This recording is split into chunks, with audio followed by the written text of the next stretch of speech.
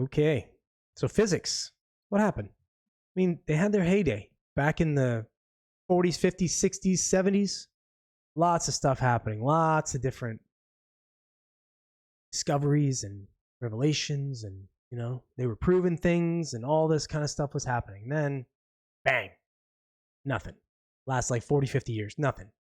What's going on?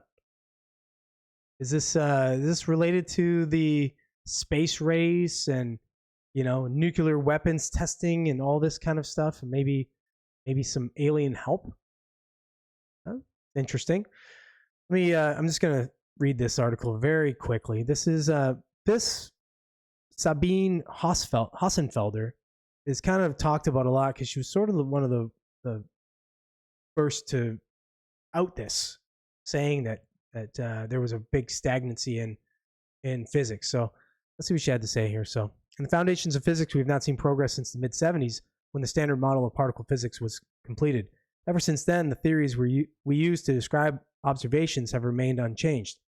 Sure, some aspects of these theories have only been experimentally confirmed later. The last to be confirmed particle was the Higgs boson, predicted in the 60s, measured in 2012. But all shortcomings of these theories, the lacking quantization of gravity, dark matter, the quantum measurement problem, and more, have been known for more than 80 years, and they are as unsolved today as they were then.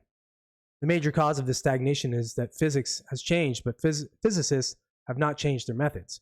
As physics has progressed, the foundations have become increasingly harder to probe by experiment. Technological advances have not kept size and expenses manageable.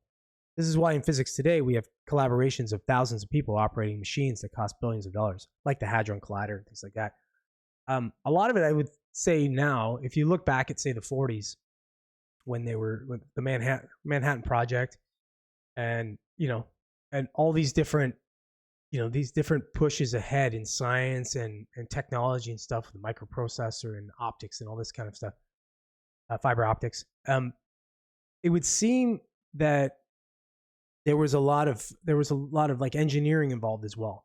They were trying to make stuff, and they were for example, with the Manhattan Project, there was war that they were they foreseen this, that World War II against the Japanese was potentially could have gone on for a decade or two. There was a calculation of the loss of life and all this kind of thing that would have happened, because let's be real, the Japanese were ready for war. Their war machine had been going long enough to get it going. And the same with the States, right? Both of them, basically, the war machine was churning. So they had this real sort of need and this real mandate to get a bomb to try and end it. That was the idea. Now, you can speculate whether that's true or not, but I tend to believe it. So you had engineering working together to make this happen with physics and all this to make it happen. So it became an engineering problem that they solved, obviously. And then you had the space race. Then you had the Cold War. You had all these different things that were pushing science to progress. You get that a lot where you see competition between different companies and people, things like that. That's what spurns like progress. Competition. Now you get Apple's going against whatever they are now, Samsung, I guess, but BlackBerry in the day. They're all racing for the same, to get the same type of product out to the same consumer. It's the same deal with when you're talking about science and physics and all this, where they're actually, when they're implementing it to something like the space race or different advances in the Cold War, that they're going to actually have to put some money and effort and real resources towards it. We've kind of lost that since the 70s. I mean, what's it been?